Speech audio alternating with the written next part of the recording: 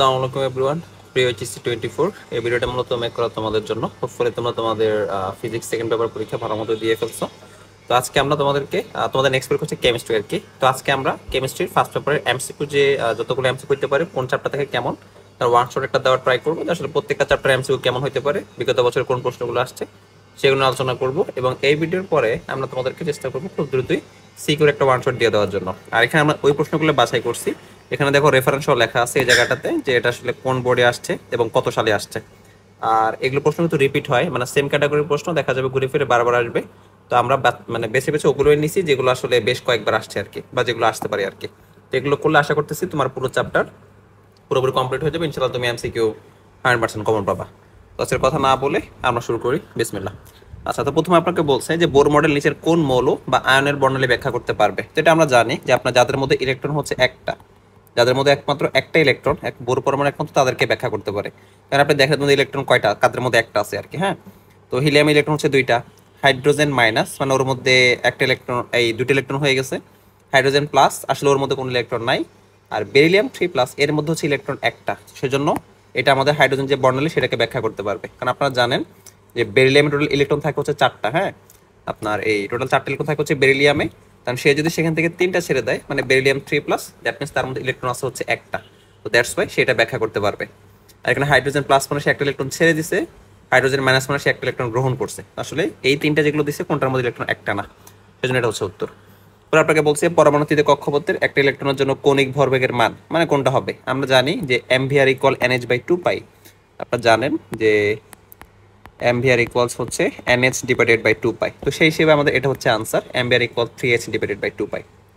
আচ্ছা, পরে আপনাকে বলছে আর নিকেলের কতগুলো ইলেকট্রনের ক্ষেত্রে n+l এর মান 4 হয়। হ্যাঁ, আমাকে দেখতে হবে যে এটার ইলেকট্রন বিন্যাস করার পরে এটা টেস্টিফাই করতে হবে। এটা বেশ কয়েক জায়গায় কুমিল্লা বোর্ডে আসছে, ঢাকা বোর্ডে আসছে। তো আমরা নিকেল ইলেকট্রন বিন্যাসটাকে করি, করে আপনাকে দেখাই আসলে কোনটা কিভাবে কি হইতেছে। তো 28 এটা হচ্ছে আমাদের নিকেল, তাহলে এটা হচ্ছে 1s2 2s2 2p6 3s2 3p6 4s2 3d খুব সম্ভবত 8 হবে, 3d 8 হবে, তাহলে মনে হয় 28টা হবে। 3p6 পর্যন্ত 18, আর 2 হচ্ছে 20, আর 20 এর 8 হচ্ছে 28, 28। তো দেখেন আমাকে বলছে n+l = 4 হইতে হবে, ঠিক আছে। তো আমরা একটু দেখি এখানে এস হচ্ছে এগুলো তো হবে না, 3s হবে না, 3p-তে হবে। দেখেন আপনি একটু ওভাররাইড করে দিই, এই যে 3p-র ক্ষেত্রে আমাদের n হচ্ছে 3, আর p এর জন্য l হচ্ছে 1, তাহলে এখানে n+l যোগ করলে আসতেছে হচ্ছে 4। আবার যদি আমরা এই 4s এর চিন্তা করি সেক্ষেত্রে কিন্তু n+l এর মান 4। কিভাবে? এই 4s এর ক্ষেত্রে আপনার n এর মান হচ্ছে 4 আর s এর মান হচ্ছে 0, তো n+l যোগ করলে আলটিমেটলি 4ই থাকতেছে। তো 3p-তে ইলেকট্রন আছে 6টা, 4s আছে হচ্ছে 2টা, তো ওভারঅল 6 আর 2 হচ্ছে আমাদের 8টা ইলেকট্রন। তো আনসার হচ্ছে আমাদের এইটা। তারপর আপনাকে বলছে যে পটাশিয়ামের সর্ববৈশিষ্ট্য ইলেকট্রনের জন্য কোন সেটটা সঠিক। এখানেও সেম কাহিনী, আপনাকে পটাশিয়ামের ইলেকট্রন বিন্যাস করতে হবে। আপনি যদি পটাশিয়ামের ইলেকট্রন বিন্যাস করেন এটা এমন আসবে 3p6 4s1। একটু সংক্ষেপে লিখি, এটা পটাশিয়াম 19, তো আপনি ইলেকট্রন বিন্যাস করলে এটা এমন আসবে, আর্গনের মতো আসবে, আর লাস্টে থাকবে হচ্ছে 4s1। ঠিক আছে, এটা হচ্ছে পটাশিয়াম ইলেকট্রন বিন্যাস আর কি, করে দেখেন এটাই আসবে। তো এখানে দেখেন আমাদের যদি আমি হিসাব করি n কত, n হচ্ছে 4, l কত, l হচ্ছে 0। এখন l যদি 0 হয় mও কত হবে, 0। আর 4s এ আপনার ইলেকট্রন আছে কয়টা, একটা ইলেকট্রন। কারণ একটা ইলেকট্রনের জন্য আমাদের s যেটা এটা হচ্ছে +1/2, মানে প্রথম যে ইলেকট্রনটা তার জন্য হচ্ছে +1/2। এখন এরকম ভ্যালু কোন জায়গাতে আছে 40, এটা কোথায়, এই যে লাস্টে যেটা আছে আমাদের এটাতে, যে 40 m0s = হচ্ছে 1/2। আচ্ছা, পরে আপনাকে বলছে নিচের কোন কোয়ান্টাম সংখ্যার সেটটি গ্রহণযোগ্য। কোয়ান্টাম সংখ্যার কিছু সার্টেন নীতি আছে, এগুলো আপনি জানেন, তো ওগুলো অ্যাপ্লাই করে আপনাকে দেখতে হবে কোনটা আসলে গ্রহণযোগ্য। n হচ্ছে 1, l হচ্ছে 0, m হচ্ছে 0। হ্যাঁ, এটা গ্রহণযোগ্য, এটা ঠিক আছে, ফাইন, এটা গ্রহণযোগ্য। পরে যেগুলো আছে একটা গ্রহণযোগ্য না, আপনি টেস্ট করে দেখেন। হ্যাঁ, এই যে দেখেন এখানে যে ভুলটা, l যদি 1 হয় m এর মান -2 হইতে পারে না। আপনারা শর্তগুলো জানেন, তো সেই হিসেবে আপনি সলভ করবেন। আচ্ছা, পরে আপনাকে বলছে যে কোনটি শনাক্তকরণে পটাশিয়াম টেট্রা আয়োডো মার্কিউরেট যৌগ ও সোডিয়াম হাইড্রোক্সাইড মিশ্রণ ব্যবহৃত হয়।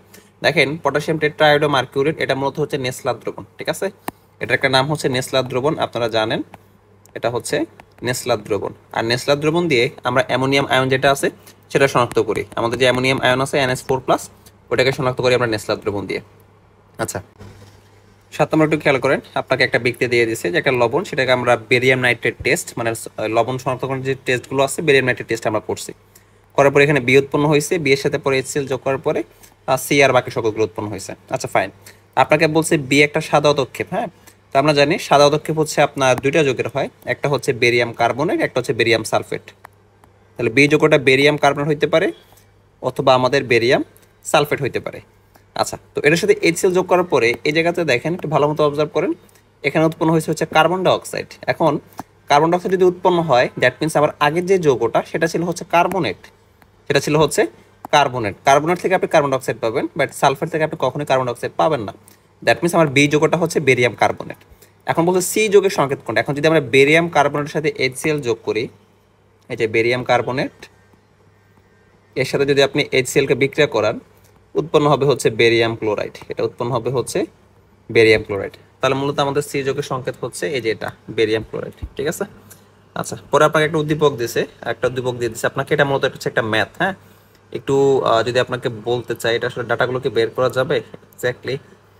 আচ্ছা, গ্রাফটা প্রপারলি আসে নাই, খুবই দুঃখ প্রকাশ করতেছি, গ্রাফটা পুরোপুরি আসে নাই। এই ম্যাথগুলো আপনি একটু দেখেন। হ্যাঁ, যে আপনার উচ্চ তাপমাত্রা থেকে নিম্ন তাপমাত্রা ঠান্ডা করলে কত গ্রাম এই অ্যামোনিয়াম ক্লোরাইড ক্যালাসিত হবে, এই ম্যাথগুলো অবশ্যই করেন। যে আপনার দ্রাব্যতার যে প্রশ্ন, এখানে কিন্তু প্রশ্ন হয়, সিকিউ হয় মাঝে মাঝে, বাট এই প্রশ্নটা এমসিকিউতে দিছে, ভালো প্রশ্ন এটা। আচ্ছা, তারপর দেখেন আপনাকে বলছে সোডিয়াম শনাক্তকরণ কোনটা ব্যবহার করা হয়। সোডিয়াম শনাক্তকরণ এটা ইউজ করা হয় যে পটাশিয়াম পাইরো অ্যান্টিমনেট K2H2SB2O7। তারপরটা উপশক্তি স্তরের সর্বোচ্চ নির্ধারণ ক্ষমতা কোনটি। এটা হচ্ছে 2 × 12+1। ঠিক আছে, 2 × 12+1। এখানে হচ্ছে এল হচ্ছে আপনার সহকারী কোয়ান্টাম সংখ্যা আর কি।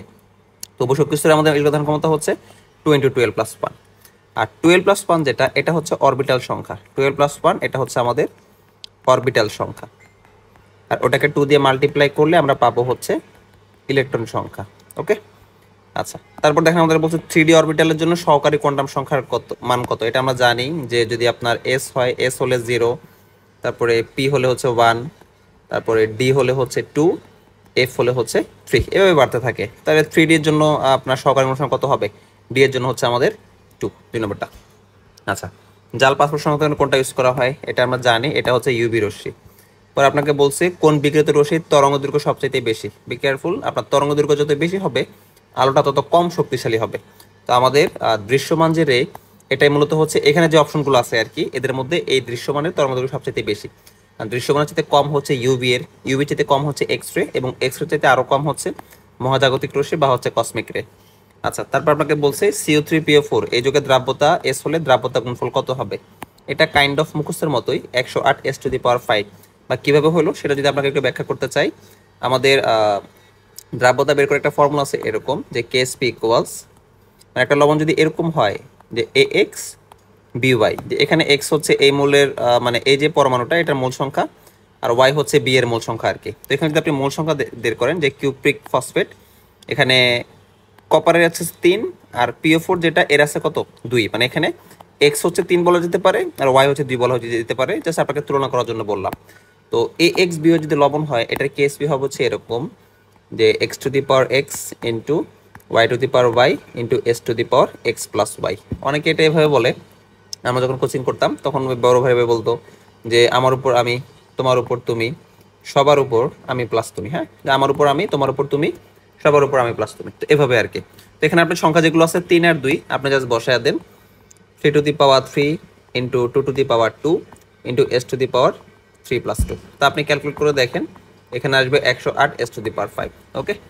আচ্ছা, এভাবে আপনি যে কোনো লবণ যদি আপনাকে দেয়, আপনি খুব ইজিলি দ্রাব্যতা বের করে ফেলতে পারবেন, কোনো সমস্যা হবে না। তারপর আপনাকে বলছে ক্যালসিয়াম হাইড্রোক্সাইডের দ্রাব্যতা এত হলে KSP কত হবে, যে মাত্র আপনাকে যেটা দেখাইলাম, এটার KSP আপনি বের করবেন আর কি। তো আমাদের KSP এগুলোর মুখস্থ আমরা ডিরেক্ট মুখস্থ রাখি, যে আসলে এটা হচ্ছে AB2 টাইপ লবণ। তো AB2 টাইপ লবণের ক্ষেত্রে এটা KSP হচ্ছে 4s³, এটা KSP হচ্ছে 4s³। ঠিক আছে, তো আপনি এখানে 4 দিলাম ইন্টু দ্রাব্যতা S হচ্ছে 0.03, এর পাওয়ার হচ্ছে 3। কেউ যদি জানতে চান আসলে আপনি এটা মুখস্থ কীভাবে করছেন বা আপনি বের করে কীভাবে করছেন, আপনি বেরও করতে পারবেন। এটা কি টাইপের লবণ, এখানে x এর ভ্যালু হচ্ছে 1, y এর ভ্যালু হচ্ছে 2। তাহলে আগের মতোই আমাদের KSP যদি আমরা বের করি, 1 এর পাওয়ার 1 ইন্টু 2 এর পাওয়ার 2 ইন্টু s এর পাওয়ার 1+2। এই যে আগে যে ফর্মুলা লিখে দিয়েছিলাম মাত্র, x⁴x y⁴y ওইটাতে আর কি। তো আপনি করে দেখেন, এখানে আসবে হচ্ছে 4s³। ওকে, তো আমরা সেখান থেকে লিখছি। আচ্ছা, তো এখানে যে আনসারটা আসবে আপনি সেই আনসারটা বসাই দিবেন, কোনো সমস্যা নেই। ওকে, আচ্ছা কত আসা উচিত, 3³ মানে 27, তো 27, আচ্ছা আসবে, কিছু একটা আসবে, আপনি সলভ করেন, ক্যালকুলেটার নাই এই জন্য আমি সলভ করে দিচ্ছি না, টাইমটা একটু সেভ করতেছি। আচ্ছা, দ্রাব্যতা গুণফলের ক্ষেত্রে আপনাকে কি কি হইতে হবে? প্রথমত যখন আমরা কেএসপি বের করব বা দ্রাব্যতা গুণফল বের করব, অবশ্যই স্বল্প দ্রবণীয় লবণ হইতে হবে, মাস্ট। দ্রবণের তাপমাত্রা নিশ্চিত হইতে হবে, মাস্ট বি, কারণ দ্রবণের তাপমাত্রা চেঞ্জ হলে দ্রাব্যতা গুণফল চেঞ্জ হয়ে যাবে। অসম্পৃক্ত হইতে হবে এমন কোনো কথা নাই, আমরা যে কোনো অবস্থায় দ্রাব্যতা গুণফল বের করতে পারবো, অসম্পৃক্ত হওয়ার কোনো কন্ডিশন সেখানে নাই। এটার উত্তর হচ্ছে 1 ও 2। আচ্ছা, পরে আপতিত রশ্মি ইউভি আসল টাকা, বিকিরিত রশ্মির তরঙ্গ দৈর্ঘ্য কোনটা? তো আমরা জানি দৃশ্যমান বর্ণালী রেঞ্জ হচ্ছে 380 থেকে 780 ন্যানোমিটার, ঠিক আছে, এটা হচ্ছে আমাদের দৃশ্যমান বর্ণালী। পরে বলছে নিচের কোনটা আউটবাউন্ড নীতির বিকল্প রূপ? আচ্ছা, আউটবাউন্ড নীতি আমাকে কি বলছিল, যে আপনার ইলেকট্রন প্রবেশ করবে হচ্ছে প্রথমে নিম্ন শক্তি স্তরে, তারপর উপরে শক্তি স্তরে। তো এই যে n+l যেটা, এটা দিয়ে মূলত আমরা ব্যাখ্যা করতে পারি যে কোন কক্ষপথের শক্তি কত, যার n+l এর মান কম তার শক্তি কম। তাহলে আউটবাউন্ড নীতির বিকল্প রূপ আমরা বলতে পারি n+l এর যে নিয়ম আছে সেটা। আচ্ছা, তারপর দেখেন কোন শক্তি স্তরে ইলেকট্রন স্থানান্তরের জন্য হাইড্রোজেনের ইউভি বর্ণালী রেখা পাওয়া যায়? আপনারা কিন্তু জানেন যে আমাদের বর্ণালী সিরিজ আছে হচ্ছে 5টা, যে লাইমেন, বামার, প্যাস্টেন, ব্রাকেট, ফুন্ড। তো এদের মধ্যে আমাদের লাইমেনের মধ্যে আমরা ইউভি রশ্মি পাই, ঠিক আছে। আর লাইমেনের ক্ষেত্রে আপনার শর্ত হচ্ছে ইলেকট্রনটাকে 1 নম্বর কক্ষপথে আসতে হবে। তো 1 নম্বর কক্ষপথে যেতে আসতে হবে, তাহলে আনসার হচ্ছে আমাদের ক নম্বরটা।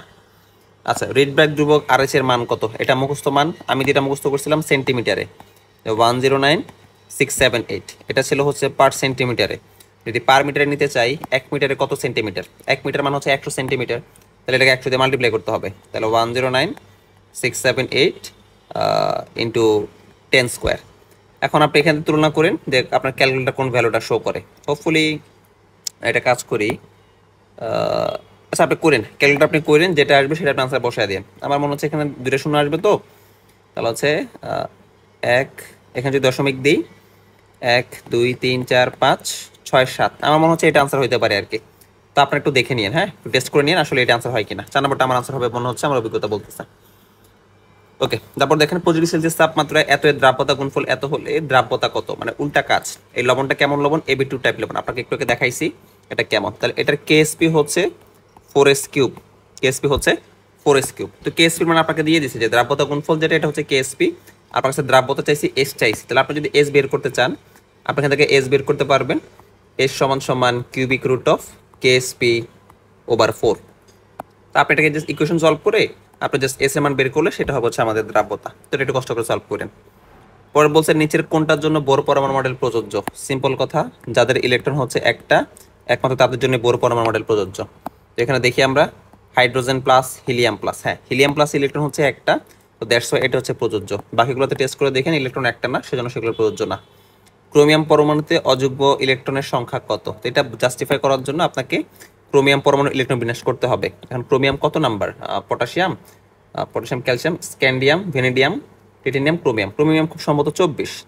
তো 24 যদি হয়, আমরা ইলেকট্রন বিন্যাস করি 18 পর্যন্ত আর্গন, আর্গনের পরে হচ্ছে 4s2, আর হচ্ছে আমাদের 3d4। বাট ক্রোমিয়ামেরটা মনে হয় একটু ব্যতিক্রম, হ্যাঁ ক্রোমিয়ামেরটা মনে হয় একটু ব্যতিক্রম, কপার আর ক্রোমিয়াম ব্যতিক্রম। 3d5 হবে, 4s1 হবে, এটা হবে 3d5 আর 4s হবে 1। তো আমাদেরকে বলছে ক্রোমিয়াম পরমাণুতে অযোগ্য ইলেকট্রন কোনটা, কয়টা আর কি। তো আমরা যেটাকে হুন্ডের নীতিতে ভাঙাই, মনে করেন ডি অরবিটালকে ভাঙাইলাম, আর 4s যেটা এটাকে ভাঙাইলাম, তো ডিতে ইলেকট্রন থাকবে 5টা। তো 5টা যদি দেই 1 2 3 4 5, 5টা ইলেকট্রন, আর এস অরবিটালও একটা ইলেকট্রন। তাহলে আপনার টোটাল দেখেন তো অযুগ্ম কয়টা? এদিকে 5টা, এদিকে একটা, টোটাল হচ্ছে 6টা। আর যদি আপনি ভুল করে ওই 3d4 4s2 দেন, তাহলে কিন্তু আপনার সঠিক অ্যান্সার পাবেন না, আপনার কিন্তু ভুল হবে, হ্যাঁ। আচ্ছা, লাইমেন বর্ণালী সিরিজ তড়িৎ চুম্বকীয় বিকিরণ কোন অঞ্চলে ঘটে? এটা হচ্ছে ইউভি বর্ণালীতে, যেখানে আপনাকে দিয়ে দিছে ইউভি, এটা হবে হচ্ছে ইউভিতে। আর এক্সট্রা আপনাকে বলে দিই, লাইমেনের পরে আছে হচ্ছে বামার, বামার হচ্ছে দৃশ্যমান, আর বামার পরে যেগুলো আছে সবগুলো হচ্ছে ইনফ্রারেড বা হচ্ছে আইআর। ওকে, আচ্ছা, পরে আপনাকে বলছে AlF3 এর দ্রাব্যতা এত হলে দ্রাব্যতা গুণফল কত? দেখেন এখানে টাইপটা কেমন, এটা হচ্ছে ওই যে এক্স আর ওয়াই যদি আপনি হিসাব করেন, তাহলে আপনাকে আমি কেএসপি হিসাব করে দেখাই। কেএসপি সমান হচ্ছে 1 to the power 1 ইন্টু হচ্ছে 3 to the power 3 into s to the power 1 + 3, তাহলে আলটিমেটলি কত হওয়া উচিত? 27 s to the power 4, 27 s to the power 4। তো কেএসপি সমীকরণ হচ্ছে এইটা, কারণ আপনাকে তো আমি দ্রাব্যতা দিয়েই দিছি, আপনাকে দ্রাব্যতা এই এস এর মান আমি আপনাকে দিয়ে দিছি। তা আপনি জাস্ট ক্যালকুলেশন সলভ করে আপনি জাস্ট এই যে কেএসপি যেটা আসবে এটার ভ্যালুটা বের করবেন। ওকে, আচ্ছা। তারপরে প্রশ্ন আমাদের, আইসোটোনের উদাহরণ কোনটি? কোনটা আসলে আইসোটোন? যাদের ক্ষেত্রে আপনার নিউটন সংখ্যা সমান আমরা তাদেরকে আইসোটোন বলবো। তো এখানে নিউটন কয়টা? 6 আর 8 14টা।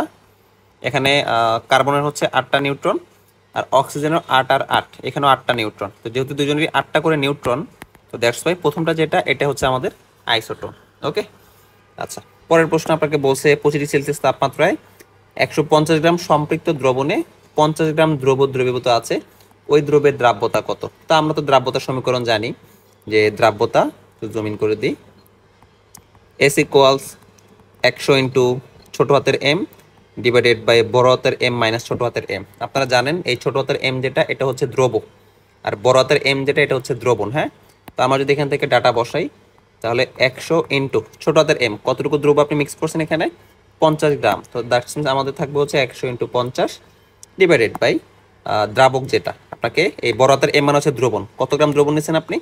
150 গ্রাম দ্রবণ নিয়েছেন। তাহলে আমি এখানে বসাচ্ছি বড় হাতের এম 150 মাইনাস দ্রব হচ্ছে আমাদের 50।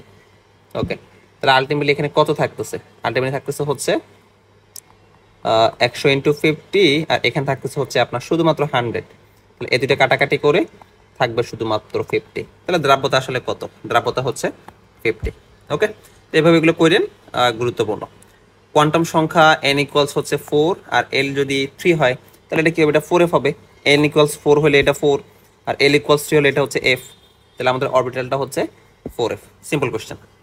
আচ্ছা, তারপরে প্রশ্ন, নিম্নের কোন মৌলটি ব্যতিক্রমধর্মী ইলেকট্রন বিন্যাস দেখায়? দেখেন আমাদের জানা মতে 1 থেকে 30 পর্যন্ত আমাদের ক্রোমিয়াম আর হচ্ছে কপার, এই দুজন ব্যতিক্রমধর্মী ইলেকট্রন বিন্যাস দেখায়, ডিরেক্ট মুখস্থ। এখানে ব্যতিক্রম হবে হচ্ছে কপার। আচ্ছা, কোন বর্ণের আলো শক্তি বেশি? আপনারা একটা ছন্দ পড়ছেন বেনিয়া সহ কলা, অনেকে পড়ছেন বেনিয়া সহ কলা, বেগুনি, নীল, আসমানি, সবুজ, হলুদ, কমলা, লাল পড়ছেন। তো যত আপনি এদিকে যাবেন শক্তি কমবে, শক্তি কমে, ঠিক আছে? তো সবচেয়ে বামে কোনটা? বেগুনি। তার মানে বেগুনি আলো শক্তি সবচাইতে বেশি। বা আপনি এটা অনেকভাবে মনে রাখা যায়, যে যার তরঙ্গ দৈর্ঘ্য কম তার শক্তি বেশি, অনেকভাবে এটা মনে রাখা যায়। তা আপনি এভাবে মনে রাখেন, সমস্যা হবে না। কোনটি নেসলার বিকারক? এটা হচ্ছে পটাশিয়াম টেট্রায়োডো মার্কিউরেট আর পটাশিয়াম হাইড্রোক্সাইড বা ক্ষারীয় দ্রবণ আর কি, যে এটা হচ্ছে নেসলার বিকারক বা নেসলার দ্রবণ বলা হয় এটাকে। তারপর দেখেন প্যাস্টেন সিরিজের ক্ষেত্রে নিম্ন শক্তি স্তরের মান কত? সিরিয়ালি দেখেন লাইমেন, বামার, প্যাস্টেন। প্যাস্টেন হচ্ছে 3 নম্বরে, তো দ্যাটস ওয়াই এটা হবে হচ্ছে আমাদের 3। মানে আপনি কিন্তু বুঝতে পারতেছেন যে ম্যাক্সিমাম প্রশ্ন কোন জায়গা থেকে হইতেছে, কোয়ান্টাম সংখ্যা বা হচ্ছে সিরিজ থেকে বা হচ্ছে লবণ থেকে বা হচ্ছে দ্রাব্যতা থেকে। তো এই জায়গাগুলো থেকেই এমসিকিউ অনেক বেশি আসবে, আপনি একটু দেখে নেন। আচ্ছা, পরবর্তী প্রশ্নে যাই। আপনাকে বলছে হাইড্রোজেন পরমাণু চতুর্থ কক্ষপথের ব্যাসার্ধ দেওয়া আছে, ঠিক আছে, ফাইন।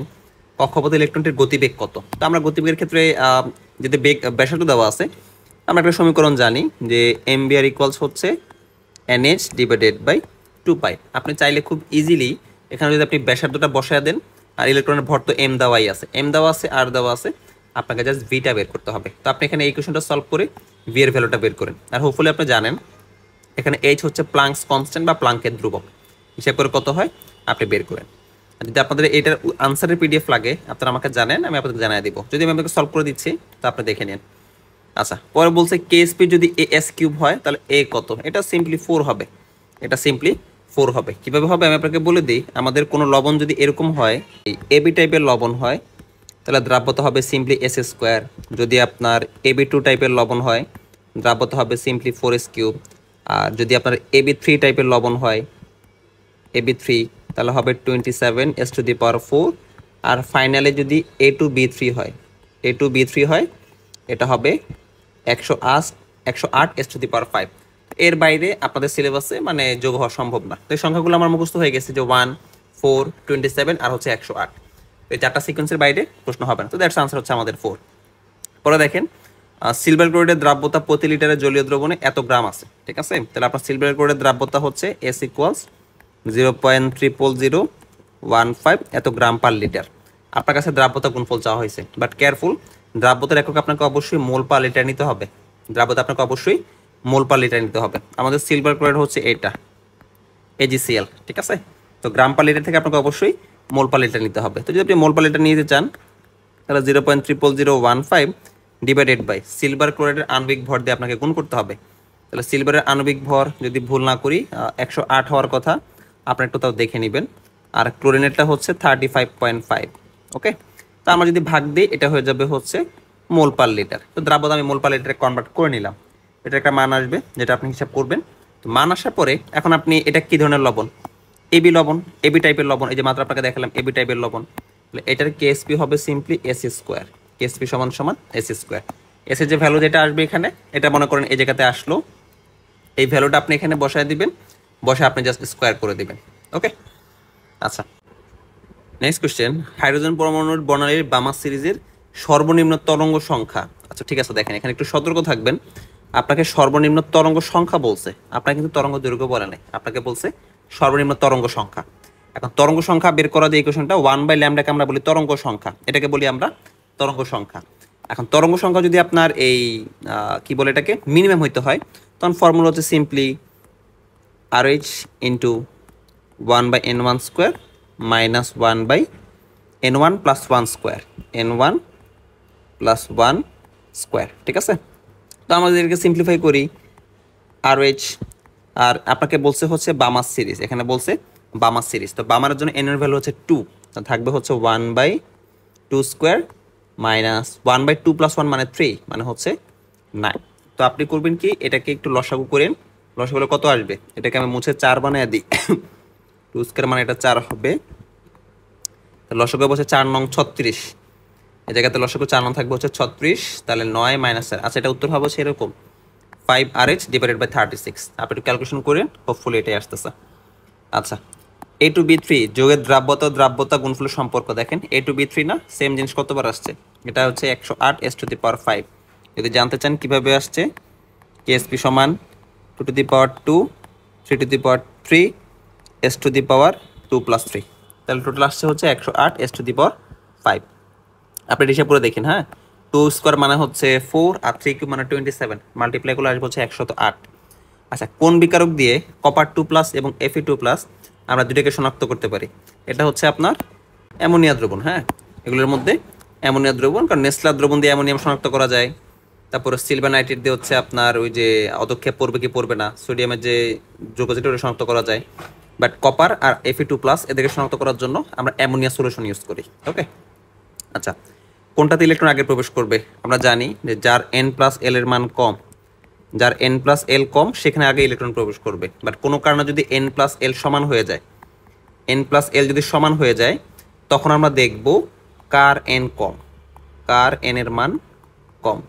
ঠিক আছে, কার n এর মান কম, তাহলে আমরা এখানে দেখি, এখানে আছে 6p, তার মানে হচ্ছে 6 + 1 মানে হচ্ছে 7, এখানে হচ্ছে আপনার 5d, তো 5d এর ক্ষেত্রে হচ্ছে 5 + 2 এটাও 7, 4f, আচ্ছা এখানেও সেম কাহিনী, 4 + 3 মানে হচ্ছে 7, এখানে 7s মানে হচ্ছে 7 + 0 তার মানে এটাও হচ্ছে 7। তাহলে এই সবগুলোর মধ্যে প্রত্যেকটারই হচ্ছে আপনার 7 7 7 করে, কার n এর মান সবচাইতে কম, আমি দেখতে পাচ্ছি 4f এর n এর মান সবচাইতে কম, 4s এর ক্ষেত্রে হচ্ছে 4, তো দ্যাটস ওয়াই আমাদের এটা হচ্ছে আনসার। ঠিক আছে, আচ্ছা বামা সিরিজের দ্বিতীয় লাইনের ক্ষেত্রে n এর মান কত, দেখেন বামা সিরিজের দ্বিতীয় লাইন বলছি, তো লাইন সংখ্যা কি, লাইন কিভাবে বের করে জানেন, n1 প্লাস হচ্ছে কততম লাইন, n1 প্লাস হচ্ছে কততম লাইন, এখানে দ্বিতীয় লাইন বলছে তাহলে হচ্ছে n1 + 2, আর বামা সিরিজের জন্য আমরা জানি n1 হচ্ছে 2, তাহলে 2 + 2 আলটিমেটলি হচ্ছে 4, তাহলে 40 আমাদের হবে 4 নম্বর। তো আসলে আমার একটু বাইরে যেতে হবে, আমি ভিডিও আসলে রেকর্ড করতে পারি না, ইনশাল্লাহ আমরা বাকি ভিডিওগুলো খুব দ্রুত দিয়ে দিব। এই প্রথম ভিডিওতে আমরা আপনাকে এখান থেকে 40 প্রশ্ন করালাম, যেটা হচ্ছে গুণগত রসায়ন থেকে আর কি, তো হোপফুলি এর বাইরে কোনো প্রশ্ন হবে না, আপনারা ইনশাল্লাহ ভালো পরীক্ষা দেন, আর নেক্সট পার্টগুলো আমরা খুব দ্রুত আপলোড করে দিব, যেহেতু আপনাদের কেমিস্ট্রিকে বেশ ভালোই বন্ধ আছে, 6 দিনের মতো টাইম আছে, তো ইনশাল্লাহ আমরা আস্তে আস্তে গ্র্যাজুয়ালি সবগুলো আপলোড করে দিব। তো আজকে এই পর্যন্তই, সবাই ভালো থাকবেন, আল্লাহ হাফেজ, আসসালামু আলাইকুম।